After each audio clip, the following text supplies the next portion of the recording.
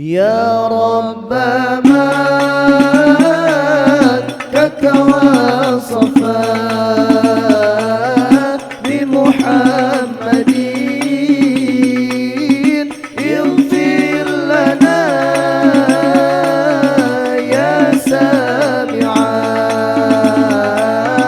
لدعانا يا رب مكة وصفا بمحمد اغفر لنا يا سامعا لدعانا وما علمت بأننا أهل الوفاء ومحبنا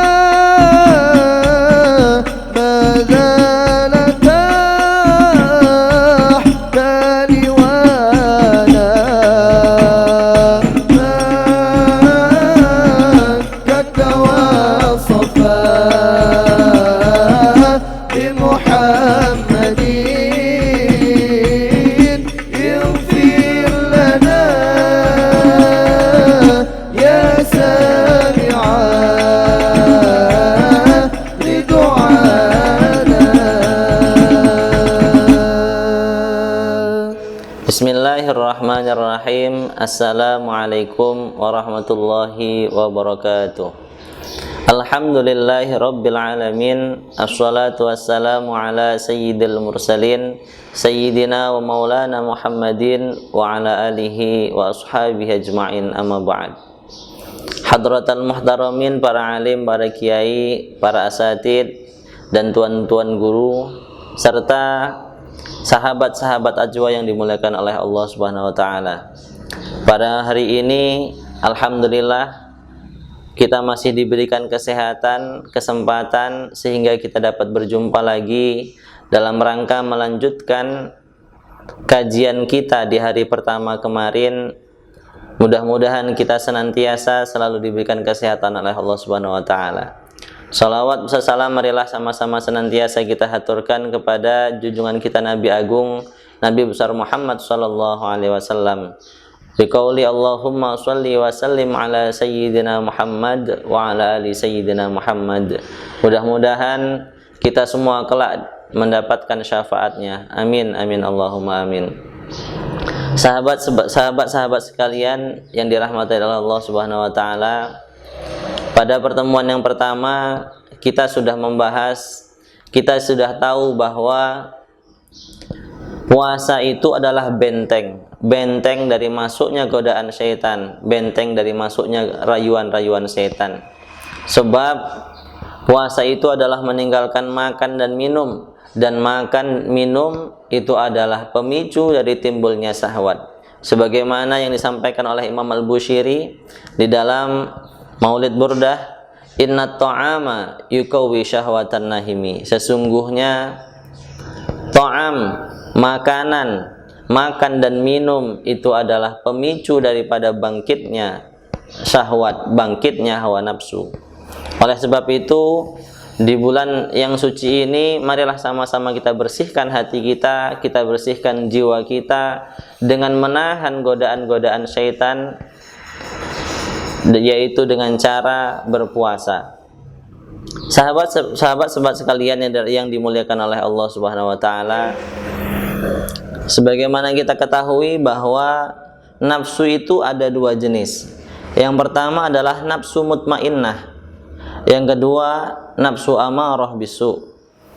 Nafsu itu bagaikan kuda yang menggerakkan delman. Maka jika manusia tanpa nafsu, tentu manusia tidak akan bergerak. Sebagaimana disampaikan tadi bahwa nafsu itu ada dua macam. Satu, nafsu mutmainnah, nafsu yang dapat dikendalikan. Dan satu lagi nafsu amarah bisu, nafsu yang senantiasa mengarahkan kepada kejelekan. Untuk itu, ketika nafsu itu sudah bisa kita kendalikan, dengan cara berpuasa, menahan makan dan minum dan seterusnya, maka tentu nafsu kita termasuk nafsu yang mutmainnah, nafsu yang bisa kita kendalikan, nafsu yang membawa kesejukan, nafsu yang jauh daripada melanggar larangan-larangan Allah Subhanahu wa taala.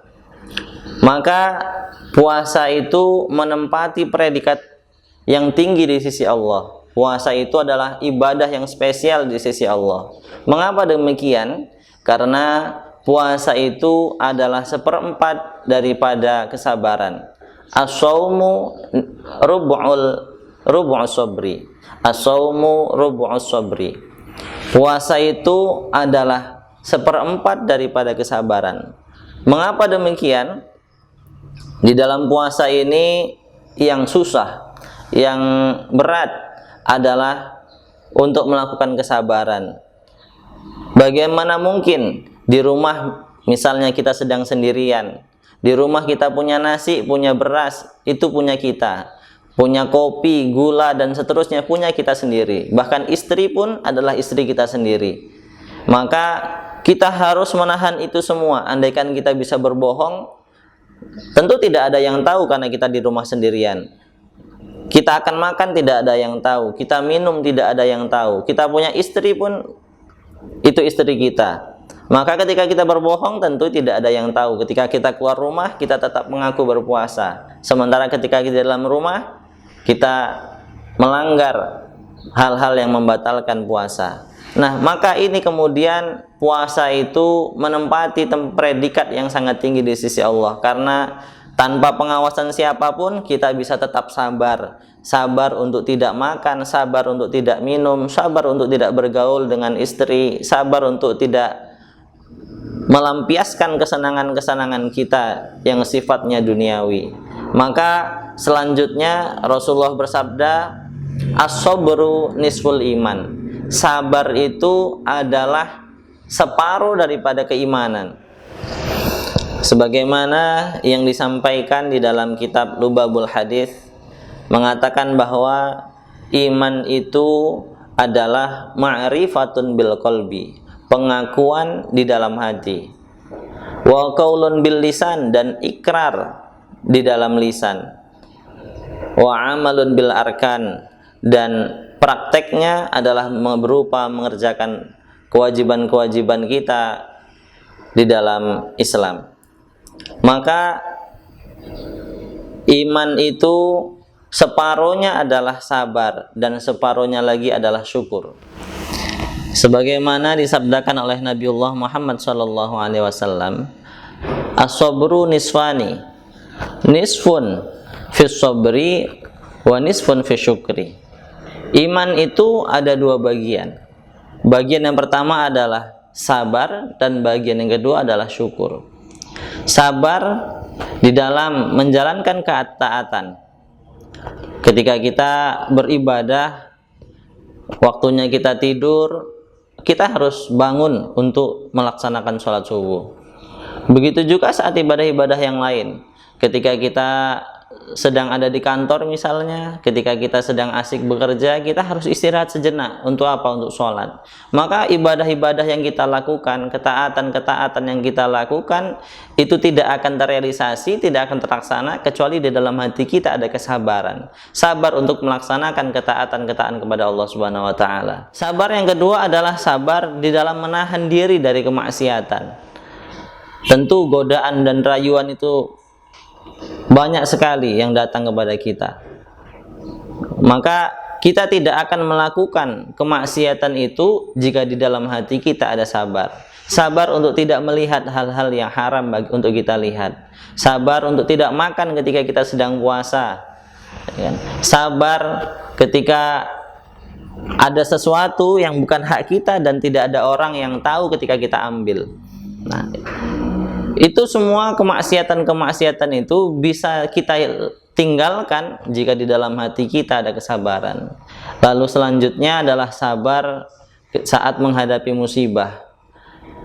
Musibah itu adalah dalam rangka meningkatkan kualitas kita, meningkatkan keimanan kita. Maka barang siapa yang sabar dalam menghadapi musibah, insya Allah Setelah musibah itu berlalu, kualitas hidupnya, kualitas keimanannya, kualitas kedekatan dirinya kepada Allah akan semakin tinggi. Maka berikutnya, bagian yang berikutnya adalah syukur. Syukur ini adalah suatu perbuatan yang gampang diucapkan namun susah untuk dilakukan. Maka ibadah yang sangat besar pahalanya adalah menerima takdir yang diberikan Allah kepada kita. Maka itulah yang disebut dengan syukur. Para sahabat-sahabat yang sekalian dirahmati oleh Allah Subhanahu wa taala, mudah-mudahan kita semua di dalam menjalankan ibadah puasa kita ini senantiasa diberikan kekuatan untuk terus berbuat sabar, untuk terus berbuat syukur, sehingga puasa kita tidak hanya sekedar menahan lapar dan haus, tetapi puasa kita juga berkualitas, berdampak pada hati kita, pada jiwa kita. Amin Allahumma amin. Demikianlah yang dapat kami sampaikan. Kita lanjutkan pada pertemuan selanjutnya. Kurang lebihnya kami mohon maaf. Wal afu minkum. Assalamualaikum warahmatullahi wabarakatuh.